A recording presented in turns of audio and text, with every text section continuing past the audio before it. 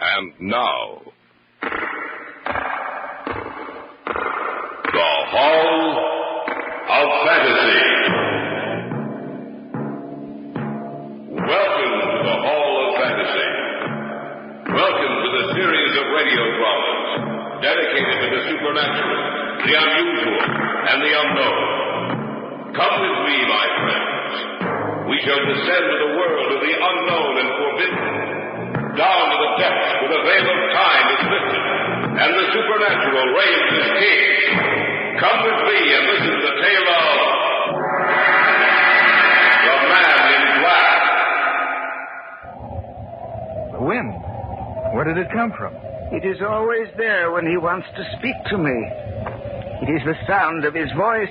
You're not serious about this man, are you? Take it as you will, my good sir. Put your own interpretation upon the words I have spoken.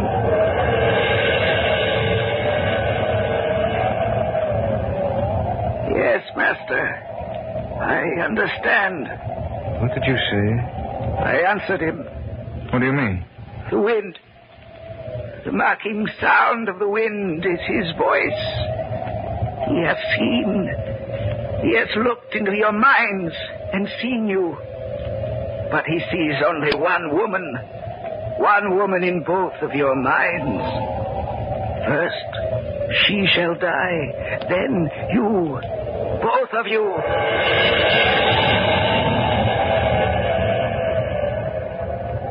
Yes, master. I hear and obey.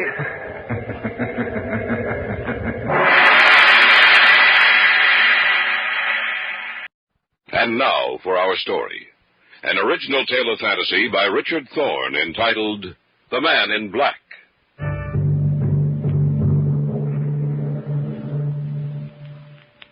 We live in a world which borders at times on the unreal. A world that cannot explain the various phenomena which seem to have neither beginning nor end. That subtle, fleeting power of perception which reveals itself to a human being only at infrequent intervals throughout his life. That sudden, sharp feeling that danger or death is near. These things mankind cannot explain. This sixth sense of warning never appears when we go about our everyday tasks, but only when we are faced with an insurmountable problem, imminent and deadly peril. Such is the tale of the Man in Black.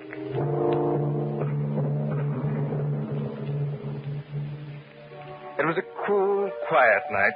That night it began. For some reason, Brian had insisted that we take a stroll in the park. It's late, Brian, almost 11:30. I know, David. Beautiful night, isn't it? Yes. A good night for sleeping. I like to come out here about this hour. It seems to give me a sense of belonging. That sounds strange coming from you. No, I'm quite serious, Dave. I feel no relation with the rest of the world, but out here in the park listening to the sound of the crickets, or footsteps on the walk, I feel as if I belong. You understand what I'm trying to say? I think so. Another thing, it's strange, but I have a feeling. A feeling that something is wrong, that something is going to happen. What do you mean? Something inside of me. I almost know that something will happen that will change the entire course of my life. Oh, I think you're just That imagining. woman coming towards us. Yes, I see her. I wonder if... Man in black.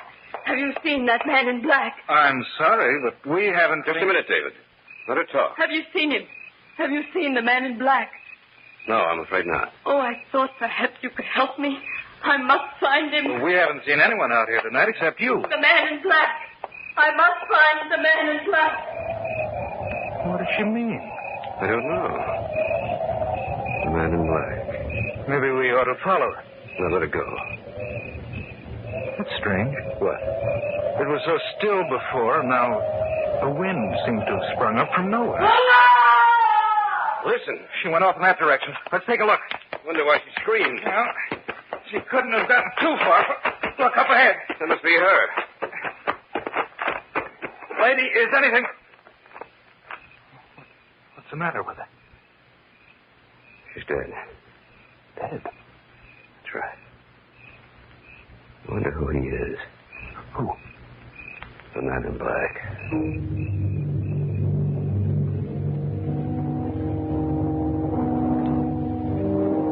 called the police and told them everything we knew. There were no marks on the woman's body, nothing to indicate the manner in which she died. The police were inclined to believe she died from natural causes. But Brian and I felt there was something behind her death that concerned the man in black. I didn't see Brian for almost 2 weeks. At the end of that time, I received a call from Carol Deming, Brian's bride-to-be. Hello? David, I hope I didn't disturb you. Oh, of course not, Carol. David, Brian wants you to come to dinner tonight. Any particular reason? I think so. And what is it, do you know? No, I'm not sure. David, I'm frightened. Brian's been so strangely mysterious lately. He seems obsessed with only one idea. Something about a man in black.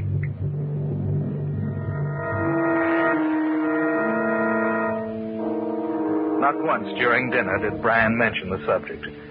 It was perhaps an hour after the meal.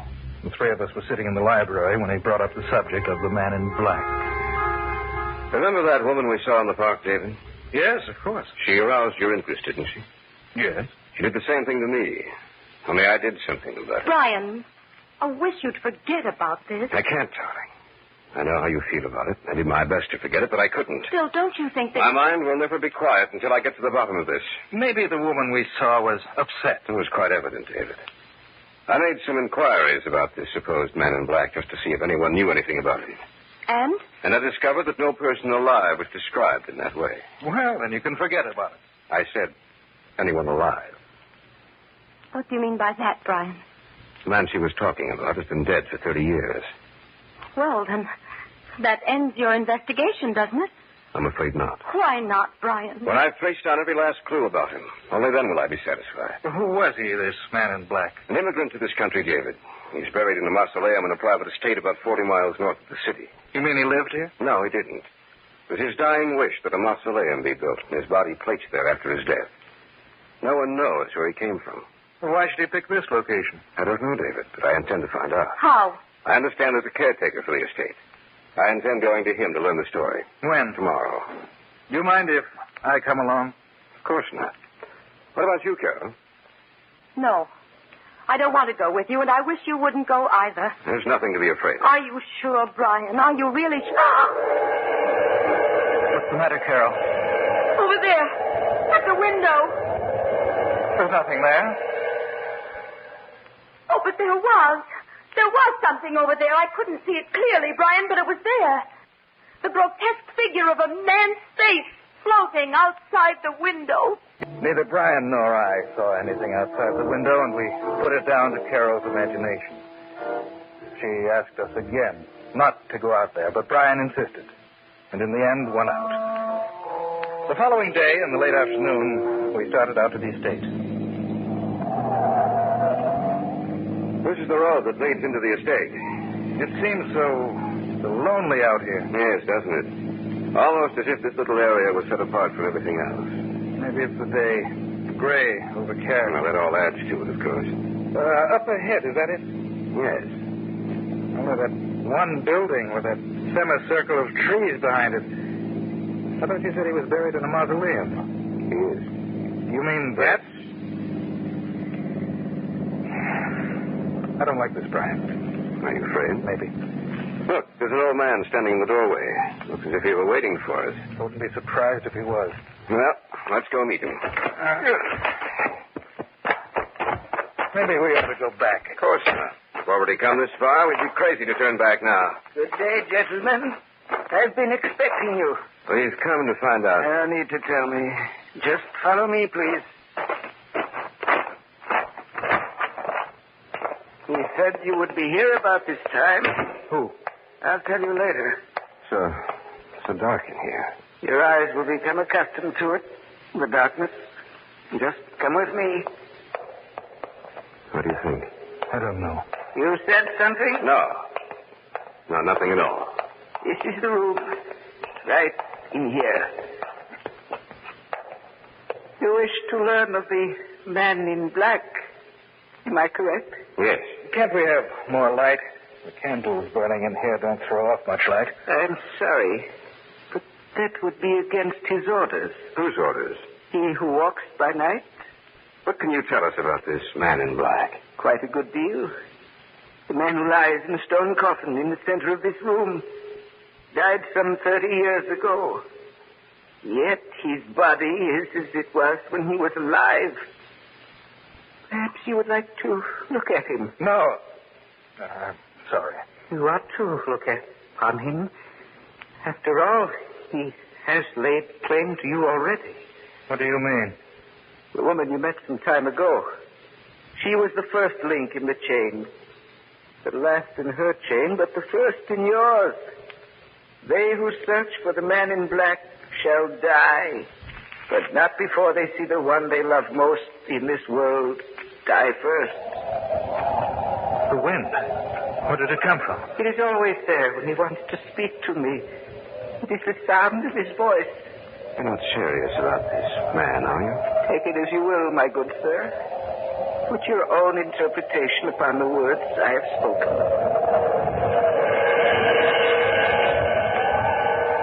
Yes, master. I understand. What did you say? I answered him. What do you mean? The wind. The mocking sound of the wind is his voice. He has seen. He has looked into your minds and seen you. But he sees only one woman. One woman in both of your minds. First, she shall die. Then you. Both of you. Yes, master. I hear and obey. That voice. Where's that voice coming from? From his coffin. Stop now. Yes. He has stopped laughing. Your meeting is over now. But you will see him again quite soon. Remember to look for the man in black.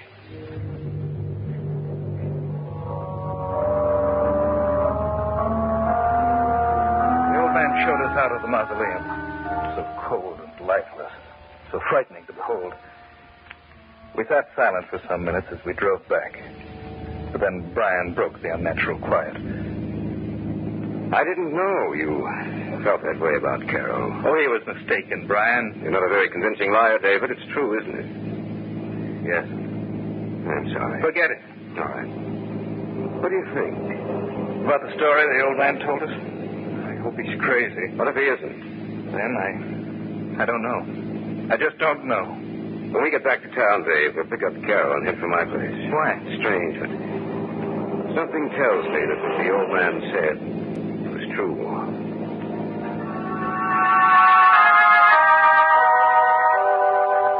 In the back of my mind, I also knew that what the old man had said was true. What bothered me was that we knew we were doomed to die, but not from which direction death would come, nor what form it would take.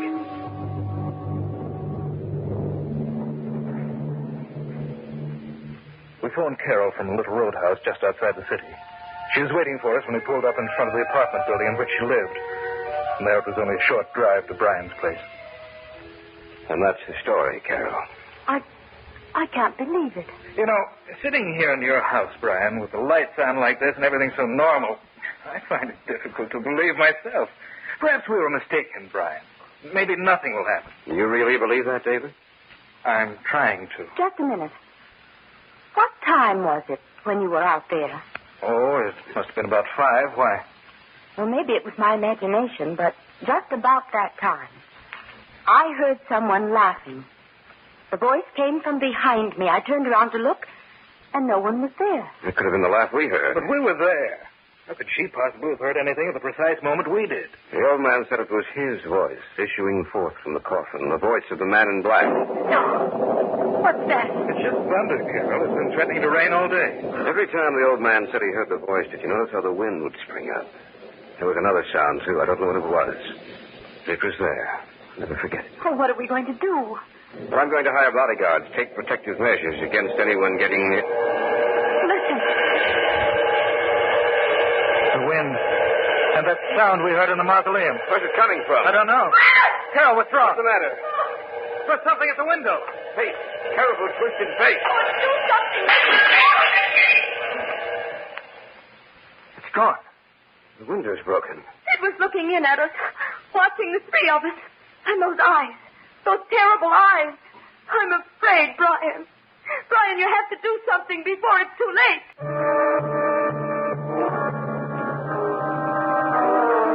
A moment before, the three of us had been witness to an amazing and terrifying sight. For outside the window, we had seen a face, distorted and twisted. The fire burning in its eyes bespoke death. I'm afraid, Brian. Brian, you have to do something before it's too late. Was that the same face you saw before, Carol? Yes, only now it was much clearer. What are we going to do, Brian? Maybe we should call the police. They probably wouldn't believe us. When I used a detective agency a few months ago, I'm going to call them.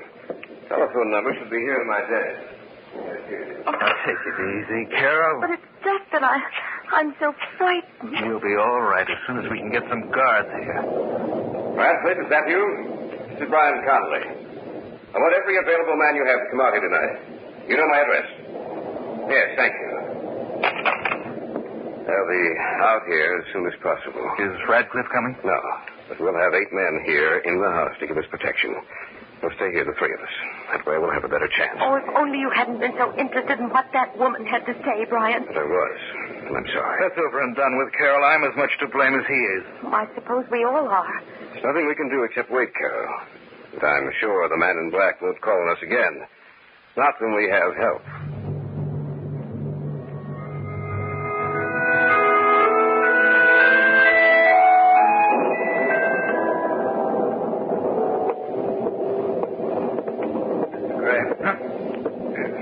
Yes. What do you want? I'm just checking up on things, sir. Have all the men been posted? Yes. It's rather dark out here in the hallway. You shouldn't be out here by yourself, sir. I'm just as safe here as I would be with the others. Probably. It's so dark, I can't see your face very well. It's just a face, sir. Nothing else. You seem very nervous. Do you believe the old man's story? I prefer not to, but... It is rather frightening, isn't it? Yes. Well, I'll continue on my rounds. Good night, sir. Probably see you again before morning.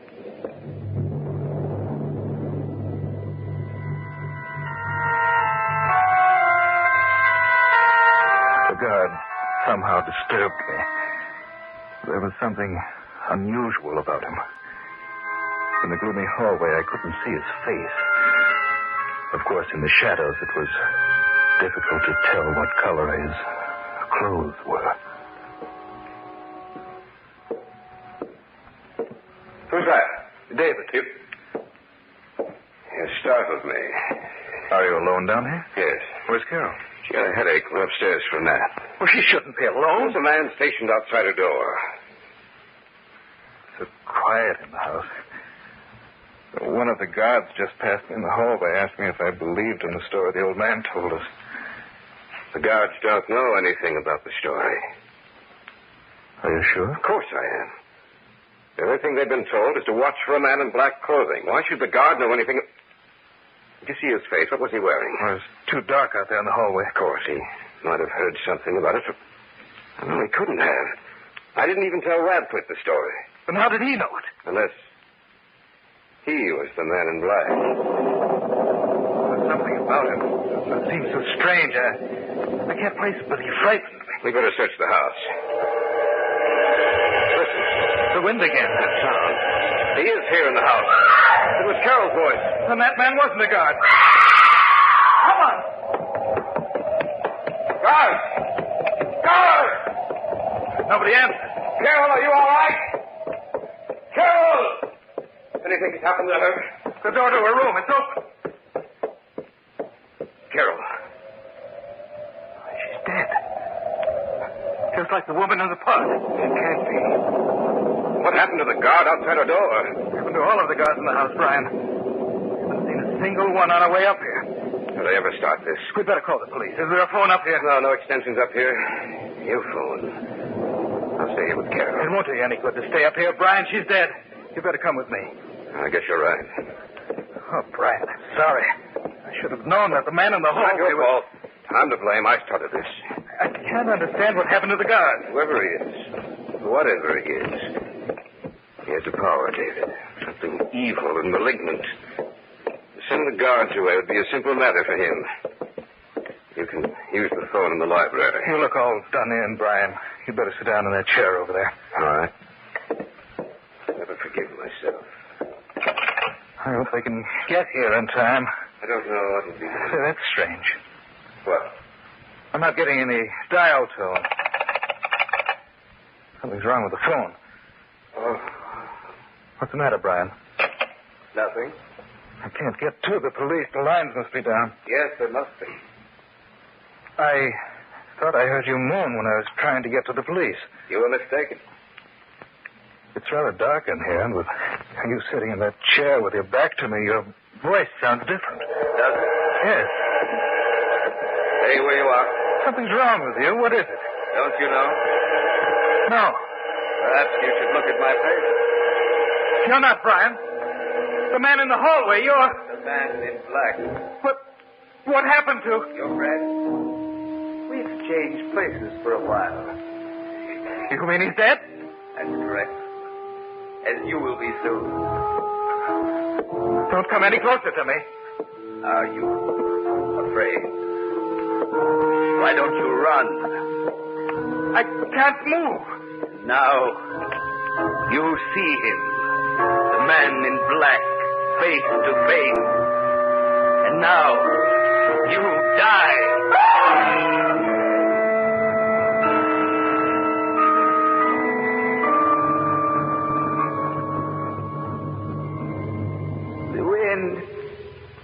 Smacking sound of the wind is his voice. The last link in the chain has been broken. Death will strike at those who search for the man in black. For he is dead. So runs tonight's tale of the unusual, the terrifying, the unknown. Join us again when next we journey down the corridors of the Hall of Fantasy to hear another strange tale of the supernatural. All characters and events portrayed in these programs are fictional, and any similarity to actual events or persons, living or dead, is purely coincidental.